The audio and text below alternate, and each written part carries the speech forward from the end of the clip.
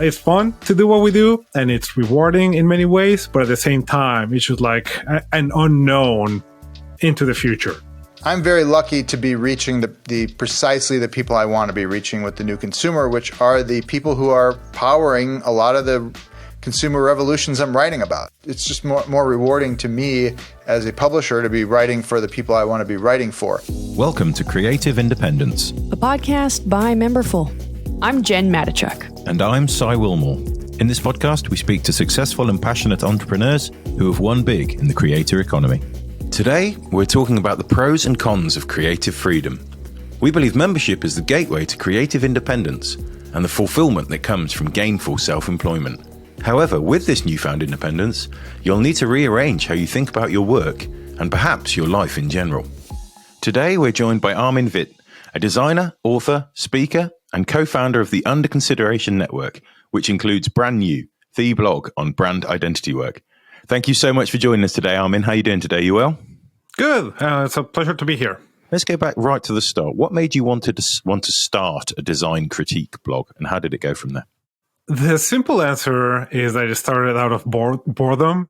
And I think that's where it started. Just like one winter, had nothing to do on a weekend. Like, hey, after being a part of Typographica for a little bit and seeing the ins and outs of how a blog worked at the time. And this was early on, the early days, like when the word blog first became invented. So it was like we were all figuring out, it's like, hey, this is kind of cool. So I'm just going to set up a blog of my own about graphic design. And from there, it really went from having zero readers, like no one knew about Speak Up, and then just slowly, on Typographica, I would mention it. And then I just started emailing designers that I respected in the industry and that I thought, hey, you might enjoy this. And turns out they did. And they told their friends, and their friends told their friends. And then it just grew from there quite organically. And I think it also reflected, as a reflection of the time and place, it was like, hey, this is a new venue, a new place where we can talk about design without having to write a letter to the editor, and we have that instant feedback and that instant conversation. So yeah, it was just a sort of a right place, right time, right idea. Armin and his wife have been working together since 2007, having the creative independence to work how they like and build the business they want. They developed a new way to think about work, so they would feel good about how they were spending their time each day. We've been married since 2001, and we literally have never fought once in our entire marriage. But, we just talk about stuff and try to not let, small things get in the way. And I think part of the reason why that has worked so well for us all these years is that because we're on our own, is that we're fighting for the same thing. We're fighting basically to earn money, to maintain our family and maintain that creative freedom. So there's no point in just fighting about the little things. So, one way or another, we're still together. We're still happy doing it. And it's just me and her. The other thing about it is that our work and life situation is one and the same. Like, we don't really separate it too much. Again, for better or for worse, in our case, it works perhaps sometimes to the detriment of our children, our 2 children and 4 dogs, that every now and then we're too busy to pay enough attention to them, but they're all healthy. They're all alive. They're dressed and, functioning members of society. So we're doing something right. But yeah, I think it's all about that synergy between all of the elements that we've been able to sort of balance over the past years. While creative independence has its merits, it's easy to get bogged down with day-to-day admin tasks that can pop up unexpectedly. While membership helps ease financial worries, it's important to have a consistent schedule of work output and input in order to stay balanced and keep afloat. Moving more into the business side of things within what you're doing, and time and functionality constraints and deadlines that you have to meet to keep people happy. How do you mix that creative discursive outlook with your business mindset? I think it goes back to that idea of consistency. And just making this a regular thing that needs to be scheduled during the day. Everything starts like the evening before, where I start preparing the images. I prepared it. I've seen the work. I've read the description, and then I wake up. I've always woken up, not always, but for the past since 2007, I wake up at 5 a.m. So I wake up and I put my feet on the ground and literally okay, what am I writing about today? And she's like, all right, this is the project. Go down, make coffee, write a little introduction, and then get into it. So each main post for the day is baked fresh like bread the morning off. And at the time of bread as well, right? 5 a.m. is when the bakers wake up as well. Right, yeah. That's amazing. Me, bakers, and roosters were all up at the same time doing completely different things. So it's all a matter of, that consistency hitting, because without consistency and routine, I just fail miserably. So having that allows me to just, again, be consistent, and having that consistency gives me a chance, that hour that I'm writing, that's sort of the free flow time. That's when, all right, all the preparation leads up to this moment where I have to write something that's meaningful and engaging and interesting and educational. All right, so now that I've taken care of the sort of the boring bits, now I can do this because I've taken care of the other stuff beforehand. That's awesome. So obviously you talk a little bit about your ego propelled you forward to start this. But, thinking about how Brand New exists now and what you're doing now, it's a critique of branding and thus a critique of art. So seeing this as subjective as art itself, how do you stand out from the crowd with Brand New and what you're doing? The main thing is consistency, is that I do it day in and day out. I may not be the best writer. I may not have the most on-point opinions or the broadest understanding of the industry, but I have been doing it every single day for the past 15 years. And I think that it's just like a muscle that you practice, and then it just becomes stronger and stronger. And now it's almost second nature to write about logos and identity and branding. And also, one of the things that goes back to the days of Speak Up was that just how do I put in my personality through my writing? How do I make it a personal opinion? And how do I make it engaging to a broader range of people? So I think that it's always been a matter, sort of a balance of trying to be informative, trying to be entertaining, trying to be educational without being condescending. It's just my point of view based on my experiences in the field as a practicing designer for many years, and just trying to make it engaging, entertaining, and informative. Do you ever experience moments of not again, or I don't burnout, or is it true that it's, you do what you love and you feel like you're not working? No, there's definitely moments of burnout, because there's so much that you can do in logo design and identity and branding, where every now and then it's just like another sans serif logo. And what in the world can I say about another logo typeset in Helvetica, Gotham, whatever it is? It's just like, so racking my brain and trying to find a new angle. That's the hardest part. It's funny because I wouldn't say I love writing logo reviews. I don't think it's something that someone grows up, when I grow up, I want to review logos. This is my dream.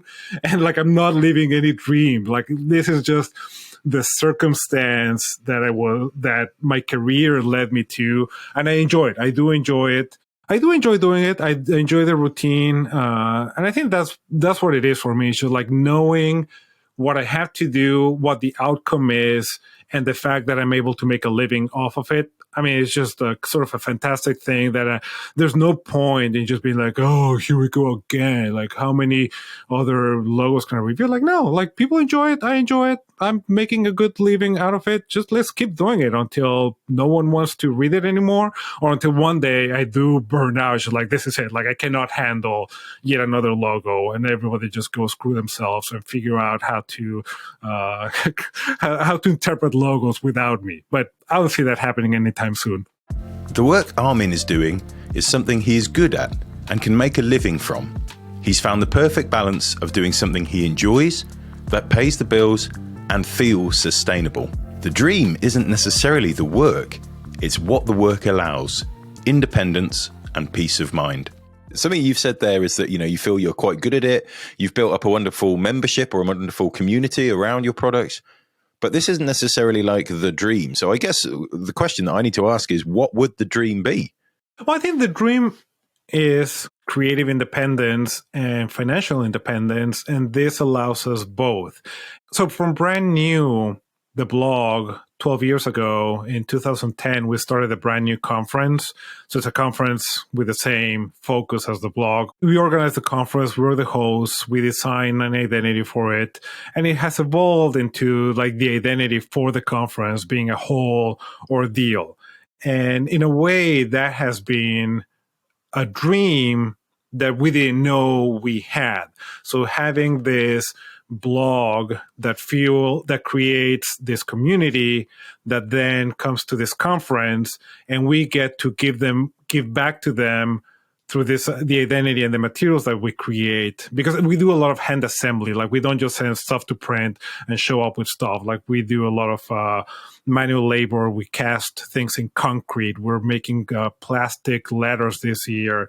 Lots of different things that people really remember. So that has been a really great synergy of being able to stay creative and challenge ourselves, challenge our audience, and sort of apply, sort of walk the walk after talking the talk on the blog. I think that's where the real thrill is. Just like when everything comes together at the event, and people that have been reading the blog and comment on the blog, or people whose work I've reviewed negatively or positively, they are the speakers. So it's a great little synergy that's happening there, and we've been enjoying it immensely for the past 10 years. A lot of the people we've spoken about or spoken to on this kind of subject, many people who've been doing wonderful things on the internet, publishing effectively free content for yourselves, decades almost.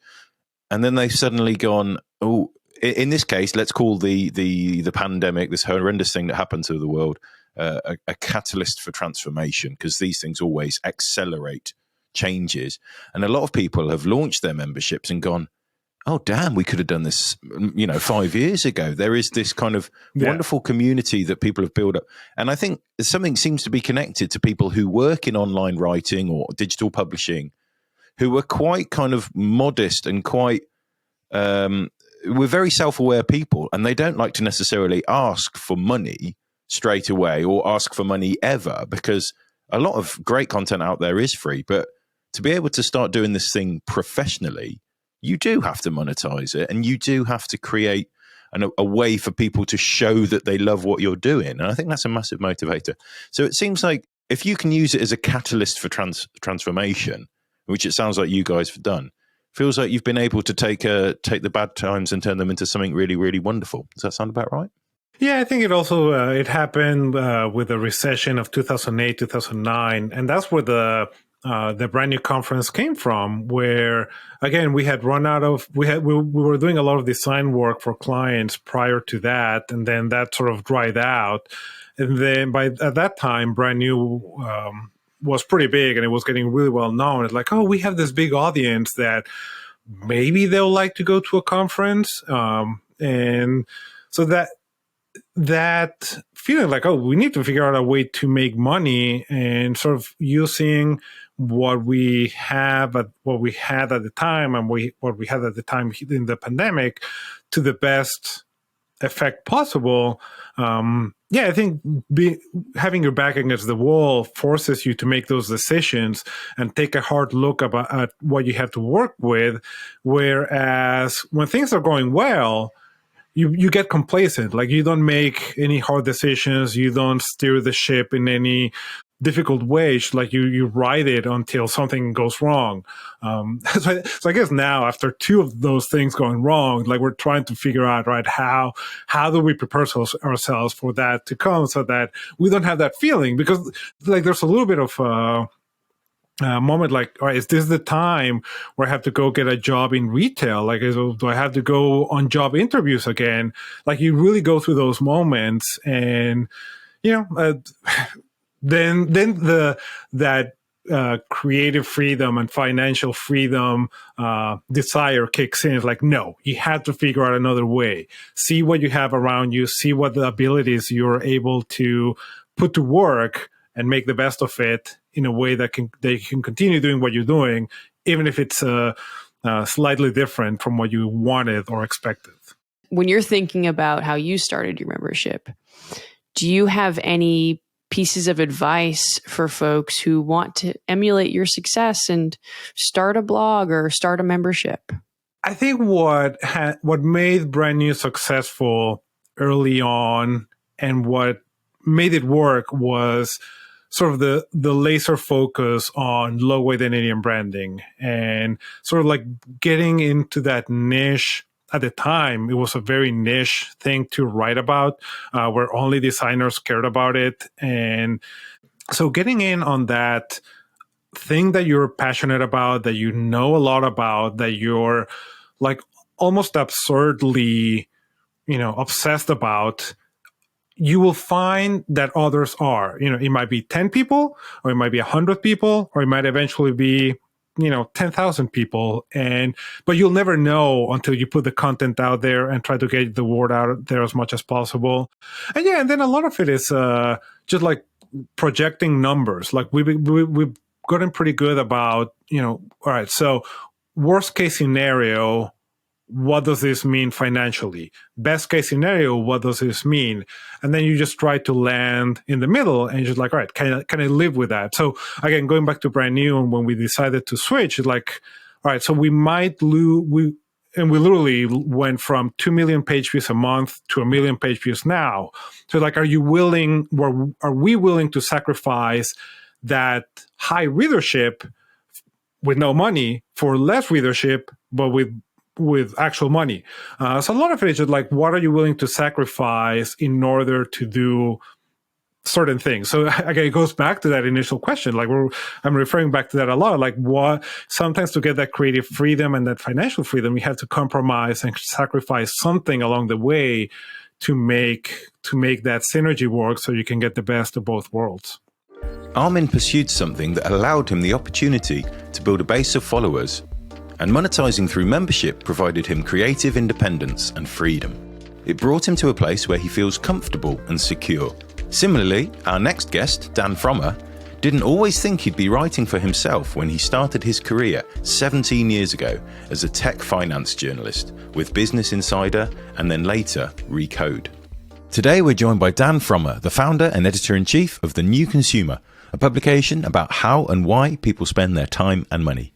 Thanks so much for joining us today, Dan. Hope you're keeping well. Thanks for having me. I really appreciate it. It's great to be here. You've obviously had a fantastic career, Dan, including 2 very different roles as only the second employee at Business Insider, a young, hungry startup, and then the more established Recode, where you were the editor-in-chief, Recode obviously being within Vox Media. These must have brought very different levels of creative independence and indeed creative restriction. What did you learn from these 2 roles, and how does it shape your work at New Consumer nowadays? The common takeaway from all of my years working in media and as a journalist and analyst and entrepreneur is that, and I've said this before, the secret to success in media is be interesting every day, forever. It is hard to do that every single day, but it is the truth. You as a publisher, you are building an audience, you are capturing attention. The best way to do that is to have something unique or interesting to say on a predictable or at least a repeatable basis, and just try to keep going at that. And that's to say that the best things you do will certainly shine above some of the less great things you do, and maybe for a longer period of time, but not forever. You can never just keep riding on one thing you've done once. You really have to keep changing and keep coming up with new things all of the time. And that goes for all elements of the business. That goes from literally the articles you write, the stories you tell. People are interested in new things. And that means kind of changing your beat or changing your focus. And, that was something we learned early on at Business Insider. However, it all comes back to that thing, be interesting every day forever. Otherwise, no one cares. And that is the biggest problem you can have on the planet if you're a publisher or a creator or whatever you call them nowadays. If people don't care, then you've lost and you got to try something else. How do I measure what's working? There are lots of different ways. Some of them are through literally what people are, follow the money is one way to do it. Which companies are growing. Some of them tell you, some of them don't. The challenge of covering smaller companies is they really don't have to tell you anything. So you have to sometimes hope that they will tell you or look for other non-traditional methods of or data points such as, acceleration of their growth in Instagram followers. Although now you can, of course, not now. You can always buy Instagram followers. So that's not the only thing you look at. But you try to triangulate things, whether it's okay, this company is getting picked up in more stores, or these people over here whose opinion I value think it's really good. Maybe I'll try to learn more about it. There are a lot of quantitative and qualitative ways to kind of measure success here, and I use all of them, basically. Dan is writing about something he loves, consumer habits, and he's using membership to help support this passion. One thing that really excites Dan is when a company shows stunning execution of an idea. To him, this is the sign that a company has potential for huge growth. One of the things you talk about is you like stunning execution. Can you think about any companies who are achieving that? And then conversely, can you think of any companies that had shown really enormous promise and then failed to deliver on the execution of it? I think ideas get a lot too much credit for what they are. A lot of people have the same idea at the same time. I had the idea for Spotify in college, but I didn't make it. So, and of course, there's the line from The Social Network, right? If you had invented Facebook, you would have invented Facebook. So it's really not the idea so much as the execution. And by the way, it's not always the execution either. Sometimes people get lucky. Sometimes you're in the right place at the right time, and the worst idea takes, the worst execution takes off. But not always. A lot of times, if you zoom out and kind of take the average, it does tend to be that the better execution, I believe, wins most of the time. And I'll give you an example of that. There's a lot of companies that are building, I just did a deep dive on a company based out of Chicago called Foxtrot, which is a modern take on a convenience store. And there are a lot of modern takes on convenience stores out there, and most of them are not that good. But Foxtrot is really good. It's a really, really great store. You go in there and you feel like you are in an environment that is fun, that they've really considered what you would want. And you, when I say you, I mean you as the modern consumer, which there are a ton of biases on that, which we don't need to get into all the details on that. But basically me, I think of myself here. I go into the store and I really, really feel like they've considered what I want out of every element of the experience, whether that's the seating they have available or what's being served for breakfast or lunch, or what are the brands that they offer for sale in their store, what are the values that they believe in. Are they, are they going after what's the healthiest food or what's the most indulgent food? The answer is they do a little bit of both. But the stores are beautiful. They have a really, really modern and sophisticated digital delivery platform and loyalty program. It's all the things that you would want in a modern convenience store, and they've actually delivered on them. A lot of other services that have tried have gone halfway. There are a lot of digital-only convenience platforms, and most of them just aren't that good. They're not differentiated. They're not very interesting. Another thing I think back to is the early days of Sweetgreen, the salad chain. There are a lot of salads out there. I'll tell you what, very few of them have the acidity in the dressing that Sweetgreen has without the sugar. And to me, that was the stunning execution there.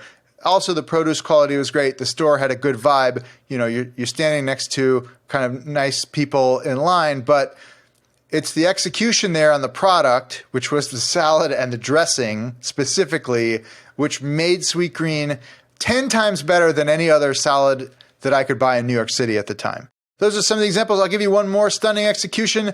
The MacBook Air M2 laptop I just purchased. It is not the thinnest laptop ever created, but for a company that now makes, probably billions of products every year, it's really, really nice. And they did a really fantastic job. And almost every ounce of it is something that they've invented in-house, from the chip to the way that the body of the computer is made, all these things. And you could say, well, Apple is the biggest company in the world. They should make the best laptops in the world, but that's basically not true for any other biggest company in the world. They don't make the best of any category. So it is something to be appreciated, and I really do appreciate stunning execution. Zooming out and looking at the bigger picture of how these tech companies are affecting people's lives and how they're living them, was a big thing that you focused on at Recode. But I'm sure you took a bunch of that and brought it over to what you're doing at The New Consumer, where you're aiming to investigate how and why people are spending their time and money, and to highlight what's working and what isn't, which seems like a very big undertaking to dive into. So how do you set up a framework that you can maybe decide what is and what isn't working, and how do you present that to the world? The biggest thing, and I'll say this in the least egotistical way possible, is it's about me. It's not really about me, but it is sort of about me. And I'll explain what I mean by that, which is the beauty of this model, the self-publishing, membership-driven model, is that people are paying for me. They're paying for my curation. They're paying for my ideas. They're paying for me to do the work of learning and analyzing what's going on in the world and explaining it to them in a way that is approachable, that is accurate, that is ethical, that is correct, and that ideally helps them make a career or business decision, or at least understand things in a way that helps them further their professional lives. I have always been fascinated by how and why people spend their time and money, which is why that's the focus of my publication. I think that it's really, really interesting how people choose to buy a specific product or service, which things they get excited about, which trends take off, which companies or products or ideas develop traction and which ones don't. And I wanted to understand that better. And there's two lenses for that. One is the kind of bottom up, the consumer, which is, every time I write an article, I have to remind myself, this is about the consumer. So let's start with that as kind of the main focus. These are the people who are literally making decisions on what to eat, what to drink, what to watch, what to listen to, what to put in their body, how to entertain themselves, how to nurture themselves, how to comfort themselves, how to zone out or relax or go on a vacation or whatever it is. People are making these decisions, and they're not making them purely arbitrarily. There are reasons they're making these decisions, and those are the things that I find super fascinating and wanted to understand better. The best place to be, according to Dan, is independent. Yes, he could be bigger or making more money doing other things, but that doesn't bring the fulfillment that this work does. Membership makes it possible for him to pursue this freedom. Yeah, this is about what's the job and life that is going to be most fulfilling for me. And I have come back to this now. I think this is my third time, and it just feels right. And this is the longest I've been able to do it, in a row. It's been 3.5 years now. And, previous attempts were, one of them was based on advertising and the other one was based on venture capital. And those business models just didn't work for me the way that membership works for me. And so far membership is essentially certainly the majority, it's almost the entirety of my publishing business. Maybe I'm leaving some money on the table. There's definitely, room to have a hybrid model with advertising, which I have not explored yet. I might soon as I start to bring more product for more formats into play. I'll say all in, it's still, and I wrote those words 3.5 years ago, and I still believe them every moment today. This is what, for me again, not for everybody, and I've seen people come and go. It's not for everybody, but it is for me, and I think it's fantastic if you are the kind of person who wants to obsess over every detail and have every role in your business, then it's a great model. Yeah, that's awesome. I mean, you obviously are able to also set up a level of trust with your members by you're saying, okay, you're paying this amount and I'm giving you excellent amounts of information that you appreciate. So, that's the level of trust between us that I believe I can give this to you for this and you're going to consume it and it's going to be a great relationship and I'm not gouging you with my pricing and not giving you enough with that. To me, the most rewarding thing about this whole thing is not just that people are able to pay me to read my work, but who they are. I'm very lucky to be reaching precisely the people I want to be reaching with the new consumer, which are the people who are powering a lot of the consumer revolutions I'm writing about. And, I view myself as a research partner to those people. And that creates a sense of, not collaboration, but symbiosis. Like I'm better if I'm writing for the right people and, and hopefully I'm learning from them too. And it's just more rewarding to me as a publisher to be writing for the people I want to be writing for. The new consumer has non-negotiable business targets like functionality constraints and time deadlines. So how do you mix a discursive, creative outlook with the business mindset that you need to get the job done?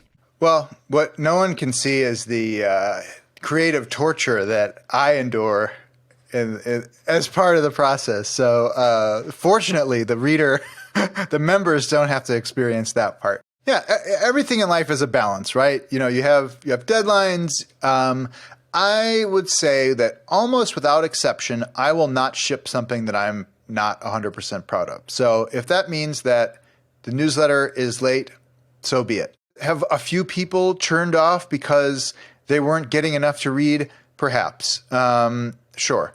But that's fine because I think most people these days have plenty to read, and they'd rather read really good stuff than just something that was delivered to them. There are plenty of sources out there for mediocrity. That's not what I want to do, and that's not what people want from me. They want something that is inspired and interesting and critical and nuanced and very detail-oriented.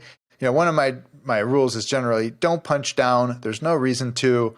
Everybody's having a hard time doing what they're doing. So if something's not good, unless there's a real reason to go out of your way to say that this thing is not good, I generally just kind of ignore it. I like to write about things that I think are great because not enough people do. One of the other things that kind of sucks about the modern internet discourse is that everybody's just mean about everything. And I try not to be like that. I think that that's not to say that I am always going to write a glowing review of something unless I really, truly believe it.